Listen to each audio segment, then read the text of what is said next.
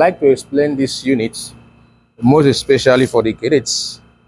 I also have a cadet on board, so I'm making this video so that it will be of benefit to him also. This is a air conditioning unit. It is a one in hall unit, which what means is that everything regarding the HVAC system is inside this one pack, which ranges from the compressor, the condenser, the evaporator, and the evaporator blower. Everything is inside here, including the control is inside here. So this is where we're supposed to have the compressor, but the compressor is defective. We have pulled it out already. Show them the compressor. Show them the compressor. We have pulled the compressor out already. If you can see, we have already opened the compressor to inspect, to know what is the issue. So the compressor was supposed to be here. All right, just as I rightly said that we have already pulled out the compressor. Here is the compressor. It's semi-automatic compressor. This compressor is the mechanical side. It's being driven by electrical motor. It's an electromechanical compressor. This particular part, we check here, we have the piston. One side we have 2 pistons on one side.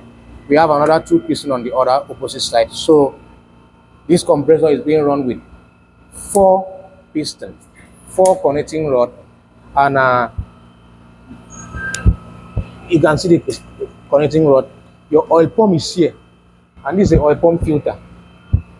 This is the oil pump filter. This is your valve cover. These are the valves.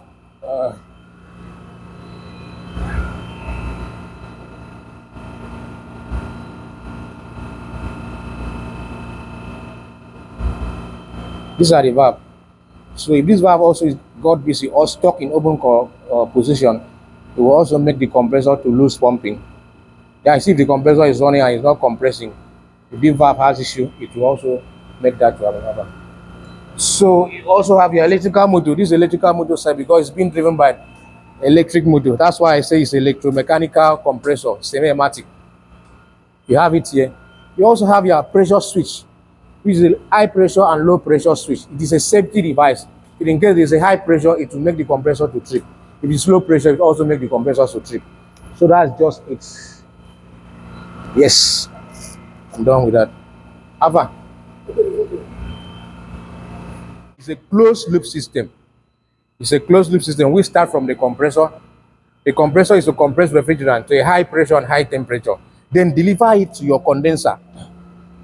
Condenser is where you're going to lose its cool.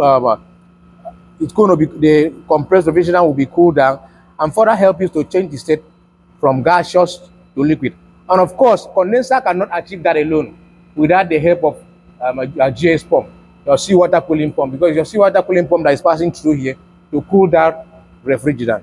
Then from there, it will go to your filter dryer. And I said before, filter dryer help to trap moisture and metal shaving from the system before delivering it to your expansion valve. And in this type, we have capillary tube. That's why you have this small line. So the work of the capillary tube is to cause pressure drop and further regulate the amount of liquid refrigerant that will go into your evaporator. Evaporator is where you're going to lose the coolness to the interior of the house, to the interior of your car, with the help of your evaporator blower. So as simply as that, and the cycle repeat itself. I want to believe that this video is useful.